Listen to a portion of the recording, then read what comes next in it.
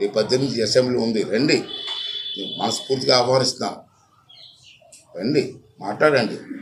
మిగతా ఎమ్మెల్యేలకి ఎంత టైం ఇస్తానో ఆ టైం మీకు ఇస్తాను. ఓపెన్గా మాట్లాడండి. తప్పులు ఉండరు, తప్పులు అని చెప్పండి. అసెంబ్లీలో ఇంకా మంచి సూచనలు చెప్పండి. అంతేగాని దొంగ ప్రెస్ మీట్లు పెట్టి దొంగల చేత మాట్లాడించి, పనికిమానవుల చేత మాట్లాడించి, బూతులు మాట్లాడించి ప్రజాస్వామ్యాన్ని అవహేళన చేయొద్దని చెప్పి ఈ సందర్భంగా మీ ద్వారా వాళ్ళు మనం చేస్తాం. చూద్దాం, చట్టం ఉంది, చూద్దాం. మనకి సంవత్సరానికి ఎన్ని రోజులు కావాలి ఏం చట్టం ఉంది. ఈ 18 తారీఖు 17 తారీఖు మీటింగ్ పెట్టుకొని దాన్ని చర్చిస్తాం. దాని ప్రకారం నేను ఏమంటానంటే, నువ్వు ఎమ్మెల్యేగా గెలిచిన తర్వాత ప్రమాణ స్వీకారం హౌస్లో చేసిన తర్వాత హౌస్కి రాకపోవడం నేరం అంటాను నేను. రెండోది ఏంటంటే, ఎమ్మెల్యేకి జీతాలు తీసుకుంటున్నారు కదా మీరు. అసెంబ్లీకి రాకుండా ప్రజా సమస్య చర్చించుకుంటా నెలకి జీతాలు తీసుకున్నారు. మనసు ఎలాగొస్తుంది? ఇవన్నీ వస్తాయి, రేపు అసెంబ్లీ తీసుకొస్తారు. ఇవన్నీ మాట్లాడిద్దాం, చర్చిద్దాం. నేను ఒక్కడిని నిర్ణయం తీసుకోవాలి. ప్రజాస్వామ్యంలో నా నిర్ణయం ఏంటంటే, అసెంబ్లీలో చర్చించి అసెంబ్లీలో ఏకగ్రీవంగా ఏ తీర్మానం చేస్తే ఆ తీర్మానాన్ని అమలు చేసే బాధ్యత తీసుకుంటాను.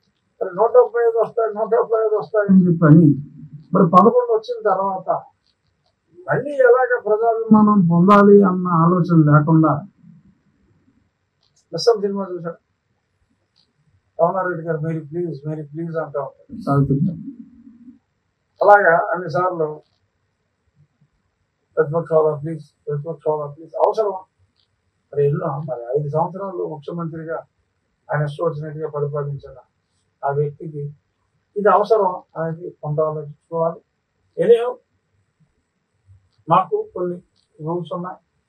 60 రోజుల పాటు ఆయన అసెంబ్లీ సమావేశాలకు రాకపోతే ఆటోమేటిక్గా అది మా చేతుల్లో కూడా ఏం ఉండదు.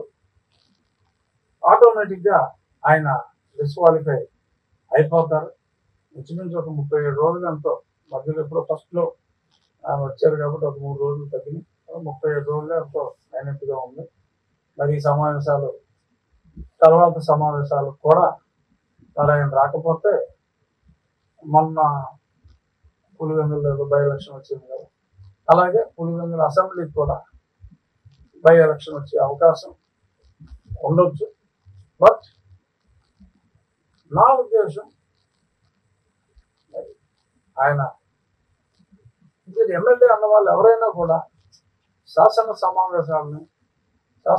సమావేశాలని బహిష్కరిస్తే వారు నిజంగా కూడా ఆ పదవికి అర్హత లేనట్టుగానే భావించాలి.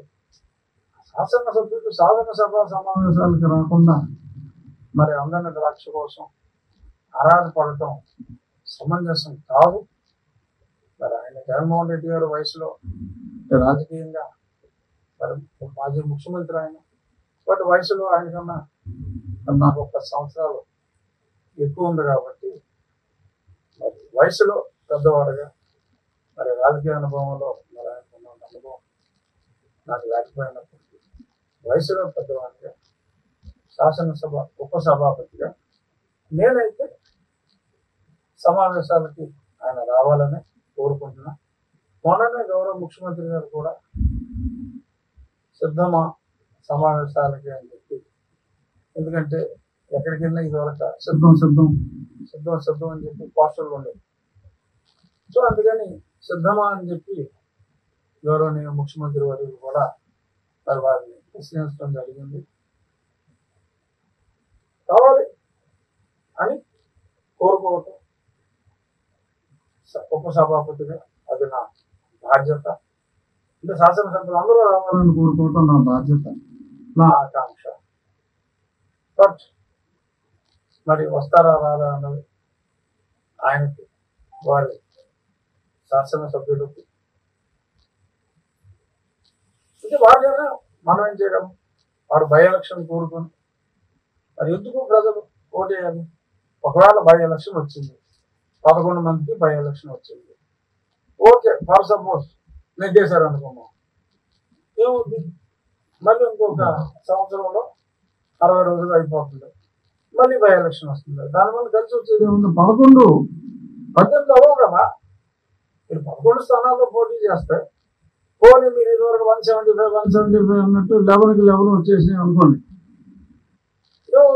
18 అవ్వదు కదా, 11 అవుతుంది కదా. అంచేత రావాలని అసెంబ్లీకి సిద్ధమా? 11 మంది ఉన్నారు. అసెంబ్లీకి రండి. ఎవరిది విధ్వంసము, ఎవరిది అభివృద్ధో, ఎవరికి సంక్షేమ కార్యక్రమాలు చేసే సత్తా ఉందో చర్చించడానికి నేను సిద్ధంగా ఉన్నా.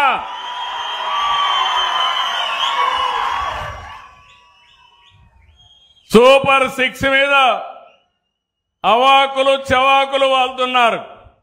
నేను అడుగుతున్నా, అసెంబ్లీకి రండి. ఎవరికి ఏ నిమిషంలో ఎక్కడిచ్చామో సమాధానం చెప్పే ధైర్యం, సత్తా ఈ ప్రభుత్వానికి ఉందని చెప్పి కూడా నేను మీకు తెలియజేస్తున్నా. సాగునీటి ప్రాజెక్టుల వరకు కడాన ప్రాజెక్టులు కడితే గ్రీస్ వేయలేని పెద్ద మనుషులు ఇక్కడే అన్నమయ్య డ్యామ్ కొట్టుకోబోతే ఏమైంది తమ్ముళ్ళు అని మిమ్మల్ని అడుగుతున్నా. మళ్ళీ దాన్ని బాగు చేసే బాధ్యత ఎక్కడ కడితే బాగుంటుందో అక్కడే కట్టించే బాధ్యత ఈ ప్రభుత్వానిది. రాష్ట్రంలో పెట్టుబడులు కడాన నిన్న జరిగిన పులివెందల ఎన్నిక కూడా ఒంటిమిట్ట ఎన్నిక, ఇక్కడ జరిగిన ఎన్నికను గురించి మాట్లాడడానికి సిద్ధం. అంతేకాదు బాబాయ్ గొడ్డలు వేటు కూడా చర్చించడానికి మనం సిద్ధంగా ఉన్నాం. సుమారుగా 5 కోట్ల మంది ప్రజల్లో 175 మందికి మాత్రమే అవకాశం ఇస్తాడు దేవుడు 5 సంవత్సరాలకు ఒకసారి. దానికి నీకు అవకాశం ఉండి రండి, అసెంబ్లీకి రండి, కూర్చొని మీకు ఏ సబ్జెక్ట్ మీద మాట్లాడాలనుకుంటే మాట్లాడండి. ఈరోజు 20 మంది సభ్యులకు ఇచ్చాము, మీరు ఒకరు మాకు ఎక్కువైపోతారా? లేదా మీరు 11 మంది మాకు ఎక్కువైపోతారా? రేపు ఇంకొక 40 మంది 50 మంది మాట్లాడతారు, మాట్లాడండి వచ్చి. అంతే తప్పించి ఇంట్లో కూర్చొని విమర్శలు చేస్తాం, ఇంట్లో కూర్చొని వీడియోలు వేసుకుంటామంటే ఎలా అవుతుంది? నువ్వేమైనా అడగాలనుకుంటే రండి, అసెంబ్లీకి రండి, కూర్చోండి, మాట్లాడండి, సమాధానం అడగండి, చెప్తాం మేము. ఏ కోణంలో ఇస్తారో ఒకసారి మీరే ఆలోచన చెప్పండి. ఏ కోణంలో ఇస్తారు? ఇదే పెద్ద మనిషి లాస్ట్ ముఖ్యమంత్రిగా ఉండేటప్పుడు చంద్రబాబు నాయుడు గారిని బెదిరించారు. నువ్వు 23 మంది ఉన్నారు, అటు నుంచి ఒక 5 ఇటు లాగానంటే నీకు ప్రతిపక్ష హోదా కూడా ఉండదు అని. ఆ రోజు ఏ టైప్ లో మాట్లాడాడు ఆయన? ఏ లెక్కల ప్రకారం మాట్లాడాడు ఆయన? దానికి సమాధానం చెప్పమనండి, అప్పుడు దీని గురించి మాట్లాడతాం.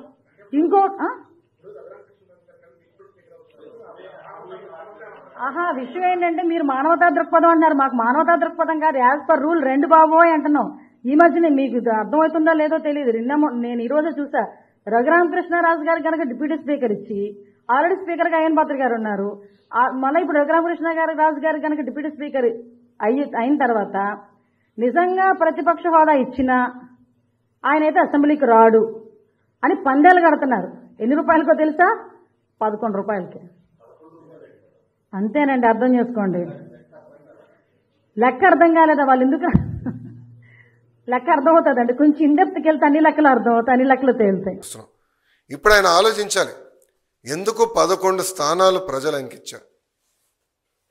ఆయన ఆలోచించాలి, ఎందుకు సొంత తల్లి చెల్లి కార్యకర్తలు నాయకులు ఆయన నమ్మట్లేదని. మొన్న బ్యాలెట్ ద్వారా దాదాపు 67% ఓట్లు కూటమి అభ్యర్థులు ఆల్పాటి రాజేంద్ర ప్రసాద్ గారు, ఇంకొక పక్కన రాజశేఖర్ గారు ఓట్లు సాధించారు. నేను చెప్పా, ఈవీఎం అయినా బ్యాలెట్ అయినా గెలుపు కూటమి ప్రభుత్వంది. అలాంటిది ఈరోజు గౌరవ ఉప ముఖ్యమంత్రి గారిని కించపరిచే విధంగా ఆయన మాట్లాడారు. ఆయన మాజీ ముఖ్యమంత్రి జగన్మోహన్ రెడ్డి గారు ఒకసారి ఆలోచించారు, మొన్న ఎన్నికల్లో ఆయనకు వచ్చిన మెజారిటీ ఎంత, గౌరవ ఉప ముఖ్యమంత్రి గారికి వచ్చిన మెజారిటీ ఎంత. మొన్న జరిగిన ఎన్నికల్లో వైకాపాకి ఎన్ని సీట్లు వచ్చినాయి, జనసేన పార్టీకి ఎన్ని సీట్లు వచ్చినాయో ఆయన ఒకసారి ఆలోచించాలి. అంతేగాని నోరుంది కనుక ఇప్పుడు కూడా నేను అనుకుందే రైటు, అధికారంలో ఉన్న వాళ్ళని నేను కించపరిచే విధంగా మాట్లాడతాను, ఎగతాళి చేస్తూ ఉంటాం, నిజంగానే చాలా చాలా బాధాకరం.